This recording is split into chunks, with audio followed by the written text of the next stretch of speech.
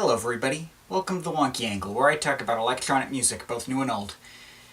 And today, I'm talking about the third album from Orbital, Snivilisation.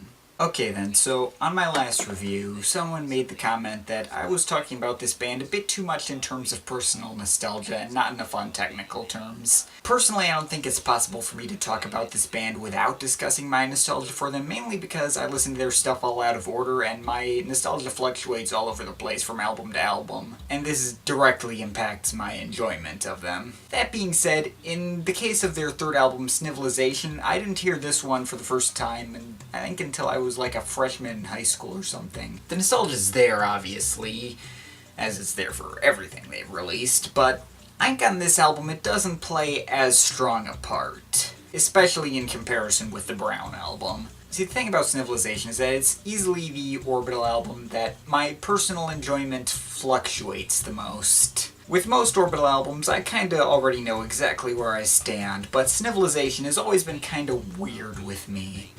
When I made my favorites of all time list, I put it in my top 30, but sometimes I can listen to this album and it falls down to near the bottom of that list. I don't think there's any point at which I'd drop Snivilisation off the list entirely, as there are moments on this album in which my opinion never really changes, and I love any time I hear them, but I'm still not entirely sure if I've fully wrapped my head around it, even 6 or 7 or however many years later. See, the thing is, Orbital's first two albums are relatively simplistic. While they do have more attention to detail than a lot of dance music records these days, they're clearly just albums you listen to have a great time.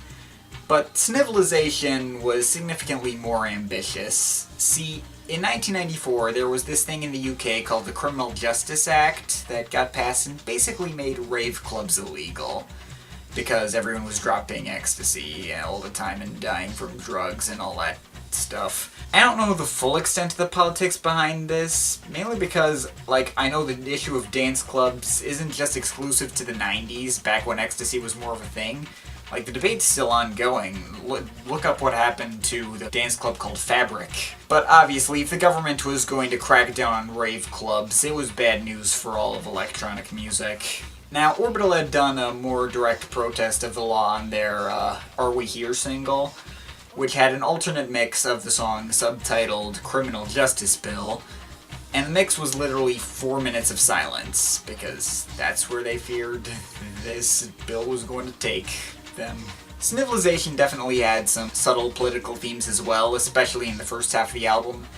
Granted, the political themes aren't as direct and obvious as on Are We Here Criminal Justice Bill mix. It's not just about this one law, it's just kind of a broad social commentary on modern society and materialism and how shitty people can be sometimes. And this is reflected in the music as well, as the album as a whole had a much darker and grittier and uglier sound to it than the first two albums did. Even the nicer sounding moments felt kinda off in comparison with their other stuff, had harsher and off-kilter moments. The whole album came off more than a fair bit unsettling.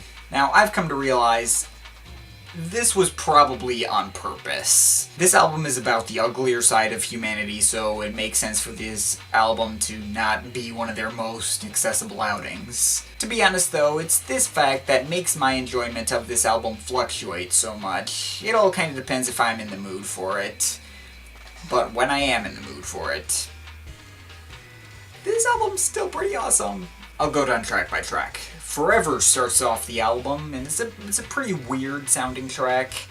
There's a synth voice at the beginning that slowly builds into this weirdly calm and somber mood, but then accompanied by all these little voice samples which go, "We waste, we destroy, and we cling like savages to our superstitions." And something about state and church and pondering our weapons of destruction while minions continue to suffer and go hungry for them forever. You see what I mean about the political stuff? The samples kind of chopped up at the beginning, they layer on top of itself and kind of make it sound like a whole chorus of angry ranting old guys. But it's not like this song is super somber and serious, nah, that's just the subtext.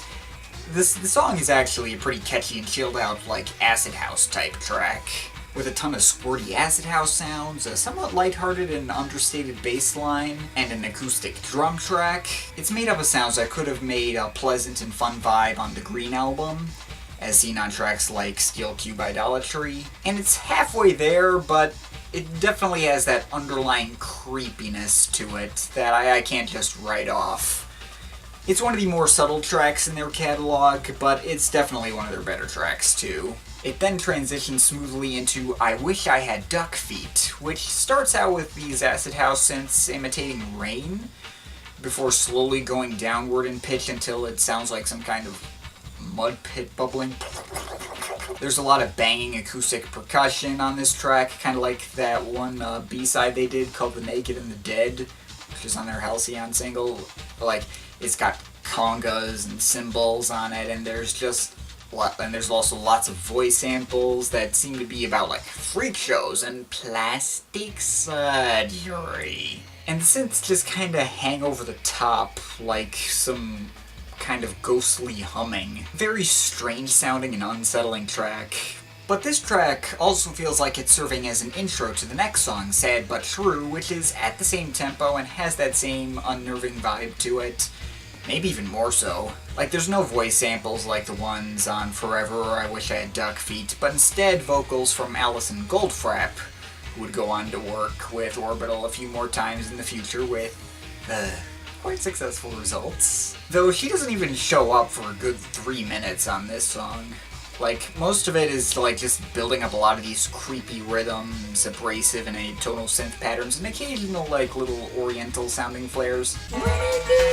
And I think I mentioned this in my review of Paul Hartnell's 858 project. Alison Goldfrapp is a singer who you will never be able to understand a single word she says. And it's not like Kirsty Hawkshaw, whose vocal contributions to the Brown album basically began and ended and la la la la la. No, like, she can actually sing words and stuff. I think Goldfrapp is singing in English on this album, but I have no clue.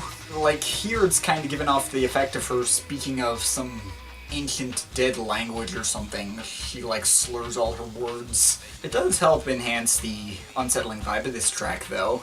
Personally, I've never really known what to think about Sad But True. It's not very up-tempo, but it's not exactly deeping into the deepest pits of human despair, either. It's creepy in a very quirky and odd fashion that Orbital typically deliver on. But after getting through the ancient riddle that is Sad But True, we then move on to Crash and Carry, which is significantly less ambiguous. It's very fast-paced, also with a darker vibe, harsher synths, bang percussion, like it's really like metallic and industrial, like the soundtrack to a car chase scene or something, but instead of being chased by the police, you're being chased by someone who just wants to kill you. But again, Orbital's acid house synth tones do prevent the track from going into, say, like, hybrid territory.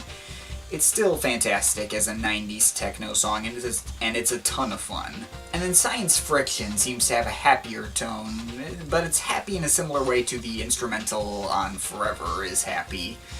It's laid back, the melodies are in major keys and are pretty catchy, and the acid house synth tones give it that quirkiness as per usual, but there's also a sense of emptiness to it. And I think part of it is that the bass line's not actually very bassy. The synth tone they use is just kind of weird and drunk sounding.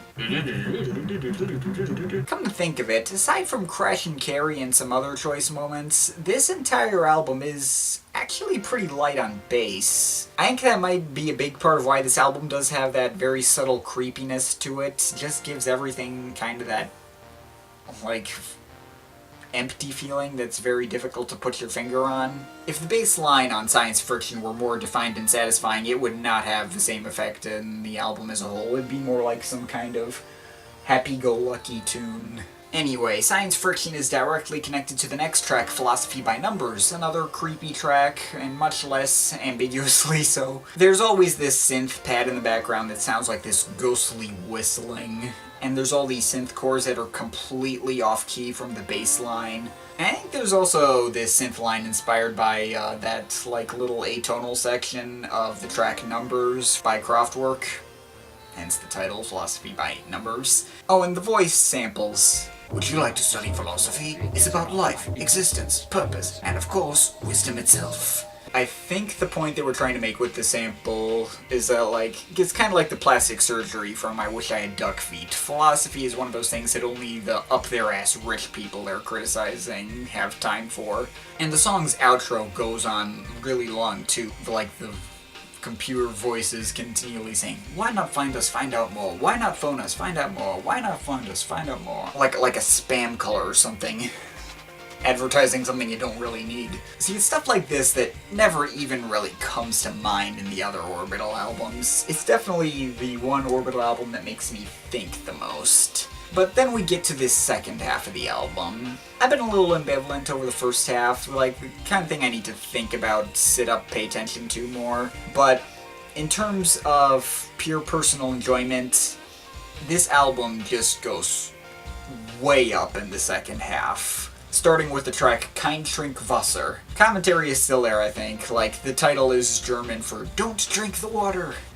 So the message should be fairly obvious there. But my god, do I love this track. It's got all these fantastic pianos on it, playing all these really fast-paced rhythms, like... I first heard the live version of this track from their Live at Glastonbury compilation, which I have right here, and those pianos just completely blew my mind when I first heard it.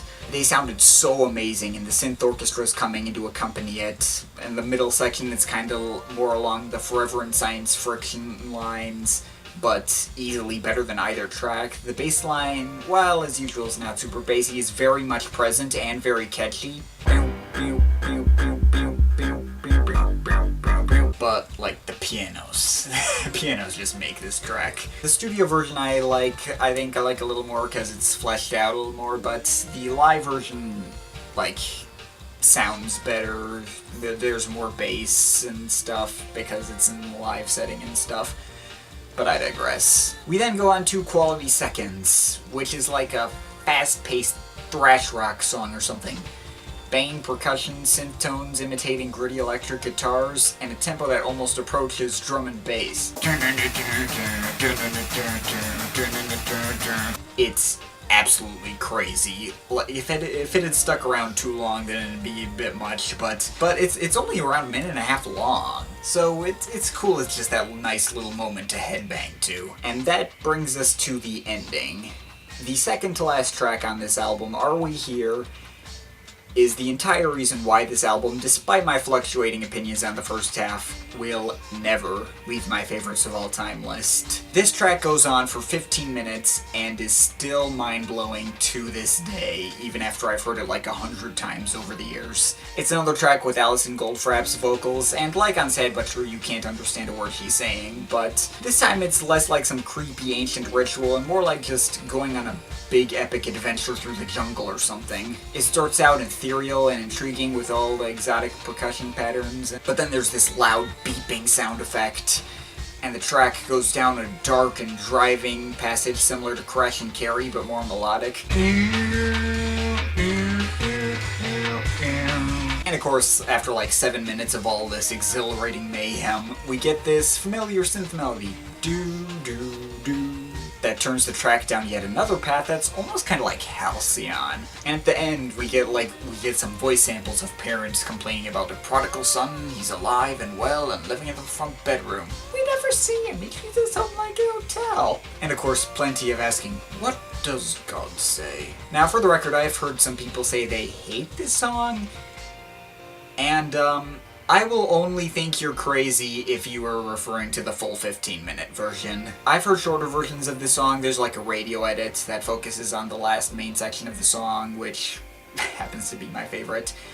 And even a 7-minute edit of this section called Who Are They? And I'll be honest, they don't have even close to the same effect as the original. The original took you on a journey, and that last part was you arriving at your destination. Cutting it down to just that part, it feels like it wasn't earned. But going for the full 15 minutes makes for easily one of the best tracks Orbital have ever done. This would be a fine place to finish, but Orbital have one more track saved for the very end, and that's Attached. which goes on an additional 12 minutes. Now, admittedly, there's not a lot going on in this track. It's kind of like an ambient track centered around a constantly repeating orchestral sample and a harsh buzzing bass line, and lots of beautiful cascading synth melodies, and if you couldn't tell already, its simplicity and repetitiveness does not take away from the emotional impact this track leaves. It's more or less the same thing over and over. It ends kind of abruptly with a buzzing bass just stopping, and I think it just barely avoided overstaying its welcome at 12 minutes, but it didn't. And it's another favorite of mine. Lots of feels there. So, overall, that is a ton to take in. Orbital pack in a ton of variety and amazing attention to detail, yet still maintain a consistent mood. That mood does admittedly make some tracks not groove with me 100% of the time, but to heck with it. I'm letting my respect for this album override that. This album is yet another example of Orbital delivering the best of the best when it comes to dance music, and combining it with more contemplative, IDM-ish styles. My love for Orbital goes well beyond pure nostalgia, and this album is a prime example of exactly how deep they can go. It's not perfect, but it's still an absolute must-listen. And I'm overall feeling a solid 9 out of 10. But of course, this is just my opinion. You can feel free to disagree with it, but I'd like to hear your thoughts, so leave the comments in the comment thing down there. But yeah, that's pretty much it. That's all for today. See you next time.